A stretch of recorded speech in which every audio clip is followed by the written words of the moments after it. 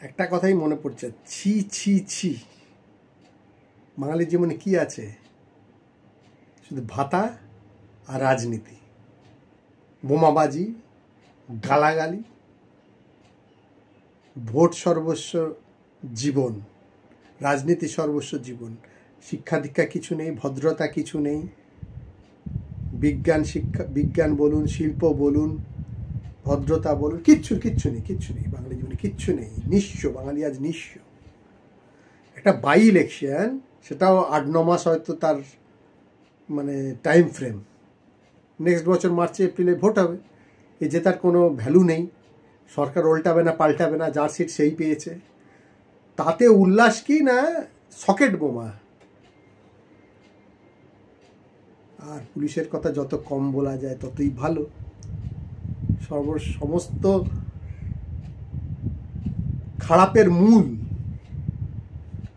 আইন শৃঙ্খলা, পুলিশ মন্ত্রী, সমস্ত খারাপের মূল। আর যাদের এসবের প্রতিবাদ করার কথা, বিরোধী দল তো প্রতিবাদ করবেই, নর্মাল। কিন্তু বাঙালির যে মনন, বাঙালির যে শিক্ষা দীক্ষা, যে বুদ্ধিজীবী বলো, এখন তো বুদ্ধিজীবী গালাগালি, তাদের কোনো হেলদোল নেই। শিক্ষিত ভদ্র সম্প্রদায়, তাদের কোনো হেলদোল নেই। কি বলবো? একটা 9 বছরের মেয়ে, ক্লাস 4-এ পড়া মেয়ে চান করতে যাচ্ছে, তাকে বোম ছুঁড়ে মারা হলো। ভোটের রেজাল্ট পুরো বেরোয়নি, এগিয়ে আছে, জিতবি তোরা। মানে এটা শুধু তৃণমূলকে দোষ দিয়ে লাভ নেই। মানে বাংলার পরিস্থিতি, এটা বাঙালি জাতির অসম্মান। আমার পাপ, আপনার পাপ, সবার পাপ। প্রতিটা মানুষের, প্রতিটা বাংলাদেশের অধিবাসী সবার পাপে। আমরা সব চোখ বুজে সহ্য করে যাচ্ছি।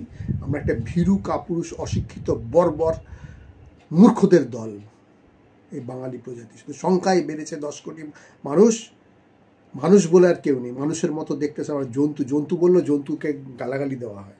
আমরা সেই মানে পর্যবসিত হয়েছি, জন্তুরও অধম হয়ে গেছি আমরা। আপনারা কেউ একমত হবেন, হয়তো কেউ হবেন না।